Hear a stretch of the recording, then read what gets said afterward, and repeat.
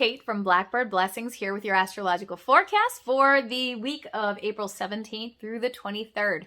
We are in our last couple of days of Aries season. It's so weird because at the beginning of every Aries season, I'm like, yes, I can't wait for this super fire, the energy. I am totally here for it, right? And then by the end of Aries season, I'm like, oh dear God, we kind of need a break, and I'm really done with all of this fire and structures burning and new things and super intense energy. I'm definitely ready for Taurus season. But so for the last couple of days, we have the moon that is waning in Pisces, right? Pisces being the last sign of the zodiac is really a really good time to stop and reflect about like, what has this season been like for you? I know from talking to a lot of people, this has been a super intense time where, like I said, structures were just kind of burning to the ground, old habits were dying, to pave the way for this new forward energy, right? New beginnings, new adventures, new conversations and habits. So it's a really great time to maybe stop and journal about what this last season has been like for you. Tuesday through Thursday, we have a double Aries sky. On face value, that seems like super intense and aggressive. However, this is really going to be the phoenix rising from the ashes sort of situation, right? What was burned down, what was done away with, and where are we going from here? Where is this growth, right? Aries being the first sign of the zodiac, so those are new things and everything. So where are we going? Okay, you on Tuesday are going to see some glimmers of where we're going, maybe little bits of like breadcrumbs to kind of lead you in the right direction. However, as we're approaching Taurus season, we are not going to be able to see that whole picture. Taurus season is here to teach us patience and to slow down a bit. So we're going to be able to see little bits of this, maybe not the whole picture. So pay attention. Thursday, we have a solar eclipse, a super intense energy. So even though it is a new moon, think kind of like full moon, super intense energy. And this is really going to set the tone for the next 6 months. So the couple days leading up to Thursday and the couple of days after, that is going to be like really the themes that are going to carry you through the next 6 months. It is creating a square with Pluto right now. Pluto is in 0 degrees Aquarius. However, squares are like sometimes that uncomfortableness, but in this case, it's really actually going to help us to feel emotionally balanced and to be able to shed a lot of old stale habits that really are no longer needed in our life. So this is the perfect energy to push us right into Taurus season, which is happening on Friday. So happy birthday to all my Taurus friends out there. You are absolutely going to be feeling wonderful during this eclipse season here. The sun is going to be moving into Taurus, like I said, on Friday.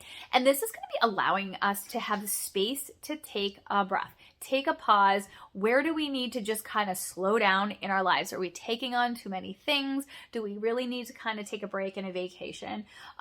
Maybe from some of those more intense things that we've been dealing with this past Aries season. The last month, it's been super fast paced, super intense. And I think we could all really agree that a change up right now in a nice grounded, stable earth sign is exactly what we need. So the focus of this Taurus season is developing our healthy sense of self-worth. All right. We are slowing down. We are focusing on what needs to heal inside us. Perhaps it's something that Aries season has dredged up for you or revealed. Or old ways of thinking that needs to be replaced with a little bit of grace and self-love. This is a time of heightened compassion, so make sure that you are saving some of that compassion for yourself and not just everybody around you. It's a time for generosity and really stopping to appreciate the moment that you're in. Meditation is super encouraged. Going for nice walks in nature is always amazing. We are feeling powerful during this time, even though it's a more quiet sort of form of power, right? Taurus is symbolized by the bull, and they're out there. There's no need to be like bulls of Pamplona or anything, right? We're really more of like Ferdinand. We're kind of chilling. We're hanging out. We're smelling the flowers, but we still have that beautiful power inside of us. We have that awesome pause for about a day. And then Mercury goes retrograde, right? Even if you're not familiar with astrology, Mercury retrograde all of a sudden like throws up red flags. You're like, I don't know what that means, but I know it's not going to be good. And something bad, right? A lot of people at work will be like, hey, Stack, is Mercury in Gatorade or whatever that is? Because stuff's been going down. I'm like, all right, let me talk to you about it, right? So Mercury is the planet of our communication. It's our intellect. It's our wits, right? It's analyzing situations and being able to move. And when a planet goes retrograde, right, it is slowing down, it's intensifying, and things kind of get messed up. It's almost like all of a sudden the Wi-Fi is not working and you're just like, where is my connection? I just can't get things out the way that I should. All right. Thankfully though, Mercury is going to be all during Taurus season because it goes retrograde until May 14th. So it all stays in the steady, stable, grounded sign of Taurus. So you know what? If it has to go retrograde, Taurus is a really good sign for that to happen. A little bit less ruffling than the last one, which is nice. If Mercury goes retrograde, it kind of messes with our communication. Things just don't come out the way that we want to, or maybe the messages aren't received the way that we meant them.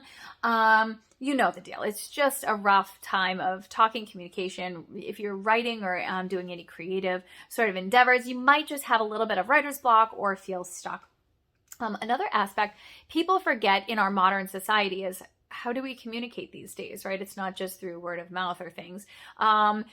It's like computers. It's our communication, right? Like internet and things like that. Back up all of your things, right? If you need to be accessing documents and things, print them out, right? Astrology can't keep this stuff necessarily from happening, but it can help you to become prepared.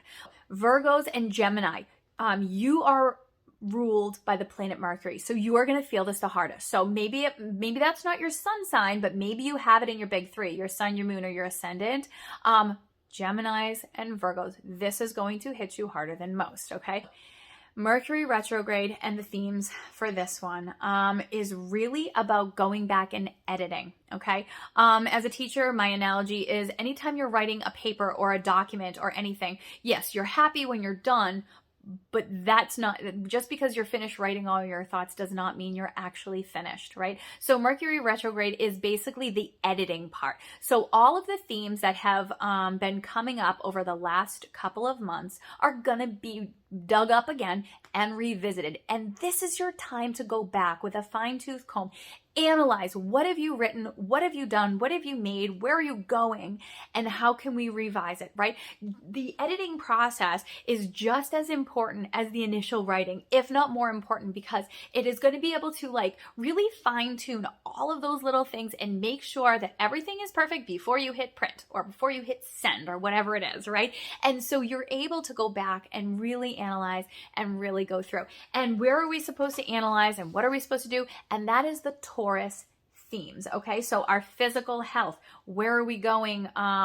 Where are we growing? And finding joy and being able to slow down and have patience. So if those are any of those areas that you feel that you could be working on, this is your time to revisit those and to rewrite it in a much more effective way than maybe the first time. So if you're not sure where you have Mercury or where all these major transits this week is going to hit you personally, please get in touch with me through the website. I would love to help steer you in the right direction so you're prepared. All right, until next time, be well and follow the stars.